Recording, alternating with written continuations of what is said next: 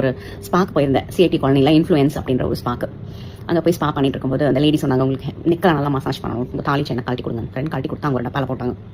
அவ்வளோதான், ஸ்பா முடிச்சு அப்படியே அந்த நல்ல ஒரு மூடில் நல்லா தூங்குற மூடில் போயிட்டேன். அப்படியே கிளம்பி வந்துட்டேன். அதுக்கப்புறம் வந்து பார்த்தீங்கன்னா ஃப்ரைடே அன்றைக்கி போனேன். சாட்டர்டே ஃபுல்லாக தூங்கிட்டே தான் இருந்தேன். ஹஸ்பண்ட் வீட்டில் ஒரு டெத்து. அந்த நியூஸ் வேறு எனக்கு ஸ்பாவில் இருக்கும்போது வந்தது. அழகாக அந்த செயின் எடுக்காமல் எடுத்த இடத்துல போட்ட இடத்துல அப்படியே வச்சுட்டு நான் வந்துட்டேன். கீழே ஸ்பாவில் இறங்கி வரும்போது அந்த அம்மா தட்டில் வந்து செருப்பு வச்சு கொண்டாந்து கொடுத்தாங்க. தட்டில் செருப்பு வச்சு கொடுத்தவங்க டப்பாவில் வச்சு என் தங்கச்சி என்ன கொடுக்கவே இல்லை. நானும் அழகா பாய் அப்படின்லாம் சொல்லிட்டு அவட்ட ஏறி வீட்டுக்கு வந்துட்டேன்.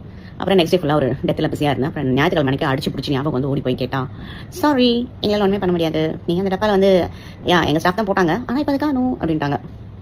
என்னடா இது 2 மாதத்துக்கு அப்புறம் சோகத்துலேருந்து வெளியே வந்து ஏதாவது சந்தோஷமாக பண்ணலான்னு ஒரு ரிலாக்ஸ் பண்ணலான்னு பார்த்தா ஒவ்வொரு சோகமாகிடுச்சேன் அப்படின்ட்டு போலீஸ் கம்ப்ளைண்ட் லான்ச் பண்ணியிருக்கேன். என்னோட தாலி வந்து திருப்பி நல்லபடியாக கிடச்சிடும்னு நம்புகிறேன்.